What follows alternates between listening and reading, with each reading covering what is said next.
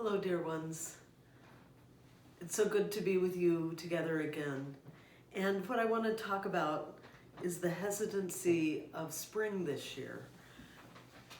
We know it's coming very slowly with these very cold nights.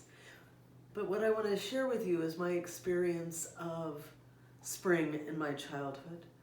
Spring was very important to me and was my favorite season. And in Oklahoma, where everything is quite dry in the winter, it felt like spring came overnight and everything would be brown and barren, and then all of a sudden the tulips and the daffodils would come, and then soon after the lilacs and the pear blossoms and the fruit trees.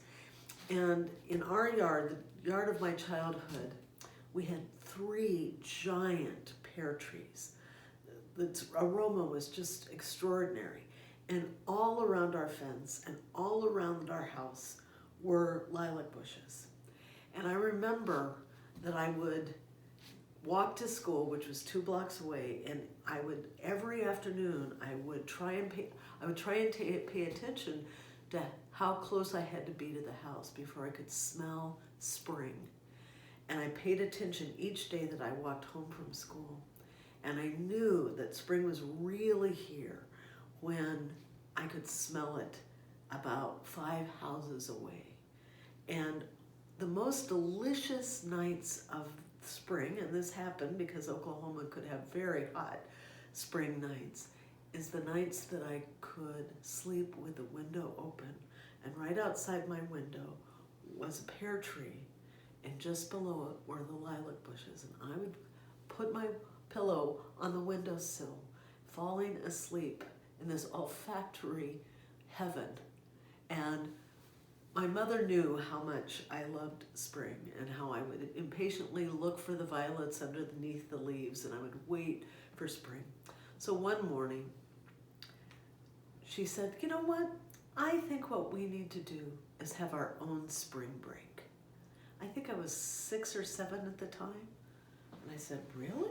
She said, "Yeah, I'm going to call in and take the day off from work, and I'll write an excuse for you, and let's just take a spring break day." And so that day, we went to my favorite museum, which was the Gilcrease Museum of Native American and Western art. And I pretty much ignored all the cowboy statues, but I would run to this one particular room where there was a huge portrait of a Cherokee princess. And I would look at that picture, and she looked so wise, and she appeared to me to be everything that I aspired to be, but didn't feel that I was. And I would just spend endless minutes staring at this regal young woman and dreaming of being her. And then after we had finished at the museum, my mother and I then had a picnic amongst the wildflowers that in the grounds that were outlying the Gilcrease Museum. And we had a wonderful picnic.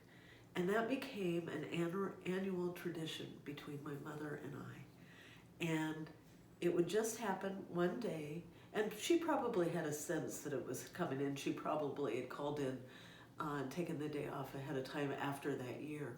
But for about 4 more years, one day in the spring, we would take the day, go to the Gilcrease, have a picnic in the wildflowers. And I remember the last year we did it, thinking, this is how I want to die.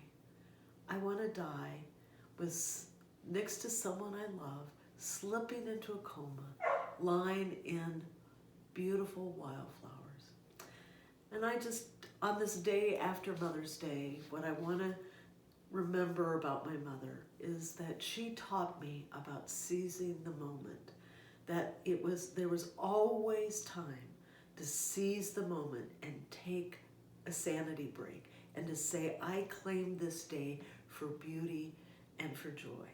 So I commend this practice to you now that the restrictions are beginning to lift, not necessarily this spring, but I commend to you the idea of taking a day and claiming it as a spring break day just for you, and perhaps you and a loved one, and going out and appreciating nature, smelling the flowers, and having a wonderful day grounded in the spirituality of beauty and of spring emerging.